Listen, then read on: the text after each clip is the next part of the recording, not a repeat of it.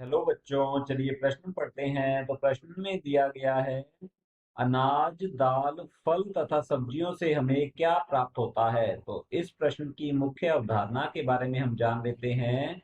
तो यहाँ लिखेंगे मुख्य अवधारणा। इस प्रश्न की मुख्य अवधारणा है हमारे पास पोषण। अब पोषण जो है यह एक ऐसी क्रियाविधि होती है। तो यहाँ लिखते हैं एक पोषण एक क्रिया है।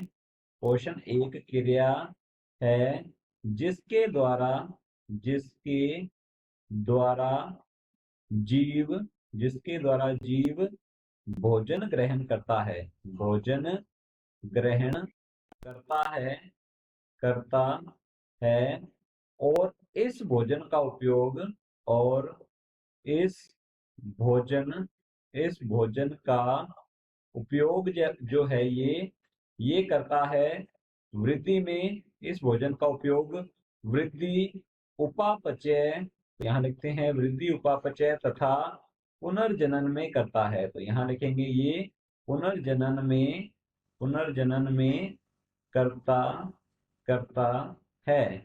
तो इसका उपयोग इस तरह से किया जाता है। तो यहाँ पर हमसे पूछा गया है, अनाज, दाल, फल, सब्जियों से हमें क्या प्राप्त होता है। तो अनाज, दाल, फल, सब्जियां जो है ये सभी खाद्य पदार्थ हैं। तो सबसे पहले हम जान लेते हैं अनाज के बारे में। अनाज से प्राप्त होता है कार्बोहाइड्रेट। तो यहाँ लिखते हैं अनाज से हमें कार्बोहाइड्रेट्स जो हैं, शर्कराएं प्राप्त होती हैं।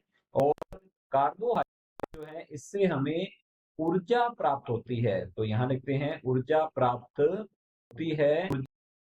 स्रोत जो है हमारे भोजन में वे कार्बोहाइड्रेट्स होते हैं। फिर पूछा गया है दाल से हमें क्या प्राप्त होता है। तो लिख लेते हैं दाल जो है इससे हमें प्राप्त होता है प्रोटीन। तो यहाँ लिखते हैं इससे प्रोटीन प्राप्त होता है। और प्रोटीन जो है यह पेशियों की मरम्मत तथा उसके निर्माण में सहायक है। तो इससे पेशियों का निर्माण होता है। तो यहाँ लिखेंगे पेशियों का निर्माण जो है यह प्रोटीन से होता है। और पूछा गया है फल तथा सब्जियों से हमें क्या प्राप्त होता है। तो जान लेते हैं फल और सब्जियों से क्या प्राप्त होगा।